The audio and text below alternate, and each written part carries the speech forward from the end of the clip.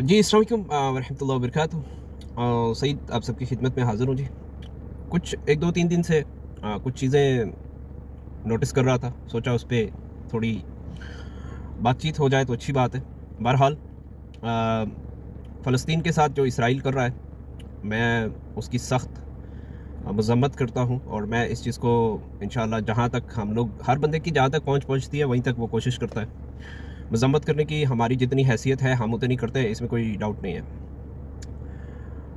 लेकिन कुछ चीज़ें हैं जिनमें मैं अपनी कौम को कुछ समझाना ज़रूरी समझता हूँ। देखो, दुनिया की जितनी बड़ी-बड़ी कंपनीज़ हैं ना, उनमें से 97% जो कंपनियाँ हैं ना, उसमें अगर डायरेक्टली यहूदी उसका ओनर नहीं है तो भी उसको क्या कहते हैं, उसका पार्टनर है। उसका किसी न किसी हद तक शेयर यहूदियों के साथ मिलता है। तो आप कंडेम्स करेंगे या आप चीज़ों को रिजेक्ट करेंगे या आप उनकी चीज़ों को यूज़ करना छोड़ेंगे, तो किस चीज़ को छोड़ेंगे, मुझे ये बताएं। दुनिया के सब बड़े-बड़े ब्रांड्स के जो साबुन है ना, उनके साथ यहूदियों के शेयर्स हैं। दुनिया के सब बड़े-बड़े जो बैंक्स हैं ना, जो इंटरनेशनल सतह के बैंक हैं, जिसमें हमारे उलमा हजरात के भी अकाउंट्स हैं, उसमें डायरेक्टली यहूदी 50% के पार्टनर हैं। स्विस बैंक हो गया या जो भी बड़े-बड़े बैंक हैं, उनमें यहूदी पार्टनर हैं। और ये मैं हवाई बातें नहीं कर रहा, ये मैं कॉन्फिडेंस के साथ बात कर रहा हूँ और यकीन के साथ बात कर रहा हूँ और किसी ज़राए के साथ बात करता हूँ मैं। ऐसे बड़लियाँ मारना मुझे अच्छा नहीं लगता। फूड्स की बात की जाए तो खाली मैकडोनल्ड यहूदियों का नहीं है। फूड्स में जो बड़े-बड़े चैन है ना, उनमें जो बैक है उनकी, मीन्स जो उनका हेड ऑफिस है और जो उनका हेड है, उसमें यहूदी पार्टनर्स हैं। उसके बाद बहुत सारी चीज़ें हैं। हमें चीज़ों का बाइकाट करने से ज़्यादा हमें फोकस इस चीज़ पे करना चाहिए कि हम कहाँ खड़े हैं। यार, 1947 तक वही यहूदी थे जिनको दुनिया में कहीं पे भी रहने के लिए जगह नहीं थी। उनको कोई भी कंट्री एक्सेप्ट नहीं करती थी। हमारे फ़लस्तीनियों ने उनको प्लाट्स बेचे, वो करते गए, कब्ज़ा करते गए और प्लाट्स बेचे किसने? मुस्लिम्स ने बेचे। Same situation for the Kashmir. और फिर क्या हुआ कि उन्होंने उनको चारों तरफ से घेरा। ठीक है, आज इसराइल की जो गवर्नमेंट है उसने चारों तरफ से फ़लस्तीन के जो गज़ा पट्टी है उसको घेरे में लिया हुआ है। तो गलती किसकी है? फर्स्ट गलती उन मुसलमानों की है जिन्होंने पैसों की खातिर अपने प्लाट्स बेचे, ये सोचे बगैर कि ये हमारे लिए कल मुसीबत खड़ी करेंगे या नहीं करेंगे। दूसरी बात यह है कि हमारे बहुत सारे नासमझ कह सकते हैं, मालूमात से बहुत दूर के लोग कह सकते हैं उनको, वो लोग इसराइल का नाम लेके उस पर लानत भेजते हैं। तो इसराइल का नाम अब्दुल्ला है, इसराइल का नाम हज़रत याकूब अलैहिस्सलाम की कुनियत से मशरूत है। तो इसराइल करके उस पर लानत भेजना या उसको गलत कहना, इसराइल के नाम को गलत कहना गलत बात है। हाँ, यहूदी इस वक्त जो कर रहे हैं उनको जो आप कह सकते हैं कहें, और उसका इसराइल नाम से कोई लेना देना नहीं है। इसराइल कंट्री उन्होंने हज़रत याकूब अलैहिस्सलाम के नाम पे बनाई है, वो कोई भी बना सकता है। ठीक है। उसके बाद मेरे भाइयों, कोल्ड ड्रिंक्स गिराने से, साबुन को तोड़ने से या इन चीज़ों से कोई फ़र्क नहीं पड़ेगा। उनकी सेहत पे कोई असर नहीं पड़ता, क्योंकि उनको पता है कि ये लोग जो मर्जी इस वक्त जज्बात में आके कर रहे हैं, बाद में इन्होंने गुलाम हमारा ही रहना है। हम सब गुलाम उन्हीं के हैं।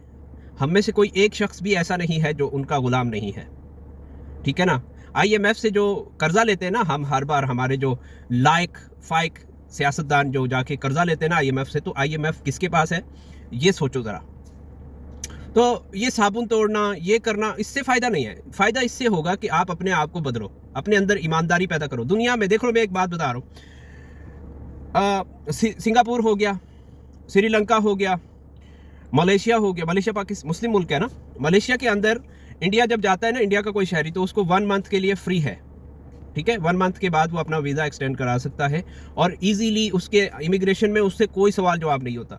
वो उसी मलेशिया के अंदर जब एक मुसलमान सच्चा पक्का वाला, जो देवबंदी, बरेलवी, अहले हदीस, जो भी मुसलमान पक्का वाला जब उसी मलेशिया के अंदर इंटर होता है ना, तो उसको इमिग्रेशन के अंदर वो सवालात पूछे जाते हैं कि आपकी अकल हैरान रह जाएगी। वो क्यों पूछे जाते हैं? वो इसलिए पूछे जाते हैं कि हम पक्के मुसलमान जो है, हम वहाँ जाके फ्रॉड करते हैं।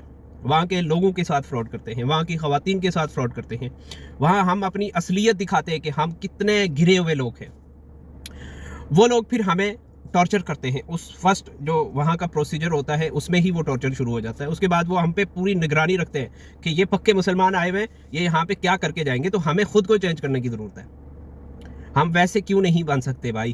ہم لوگ ان کے جیسے ایماندار, ہم لوگ ان کے جیسے لائل, ہم لوگ ان کے جیسے کیوں نہیں بن سکتے؟ بن سکتے ہیں, لیکن بننا نہیں چاہتے, کیونکہ ہم بن جائیں گے تو ہماری جگہ فراڈ کون کرے گا, ہماری جگہ دھوکے دہی کون کرے گا, ہماری جگہ چوری کون کرے گا, ہماری جگہ غلط کام کون کرے گا. تو اس کے لیے ہمیں خود کو اور ہر شخص کو اندر سے چینج ہونا ضروری ہے. یہ چیزیں توڑنا, یہ چیزوں کا یہ کرنا, وہ یہ نوٹنگیاں ہیں, یہ ان سے کوئی فائدہ نہیں ہونے والا. ٹھیک ہے نا؟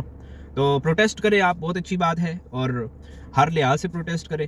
گورنمنٹ کو اس چیز پہ ایگری کرے کہ ہماری گورنمنٹ, کیونکہ دنیا کی 3 طاقتیں اگر ایک ہو کے لڑ جائیں تو اسرائیل کا نام و نشان نہیں رہے گا. باقی وہ ایران, سعودی عربیہ اور اگر پاکستان, لیکن پاکستان تو خیر کیسے کر سکتا ہے, وہ امریکہ کا پتر جو ٹھہرا.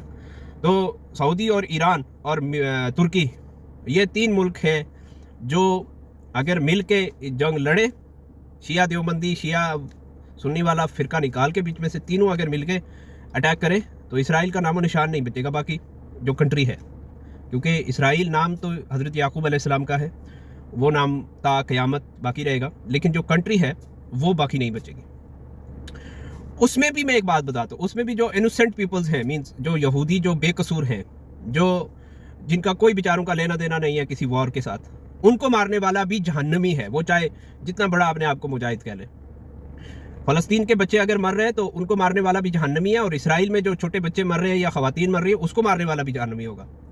اس میں کوئی ڈاؤٹ نہیں ہے. ایک انسان کا قتل کرنے والا جنت کا حقدار نہیں ہو سکتا. تو انسان میں اللہ نے تفریق نہیں رکھی.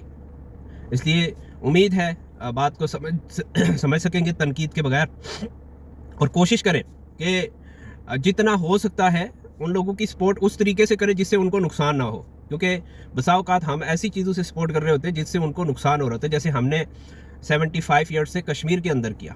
کشمیر میں ہم نے چھوٹے چھوٹے جتھوں میں 4, 6, 8, 10 مجاہد بھیجے, نام کے مجاہد بھیجے.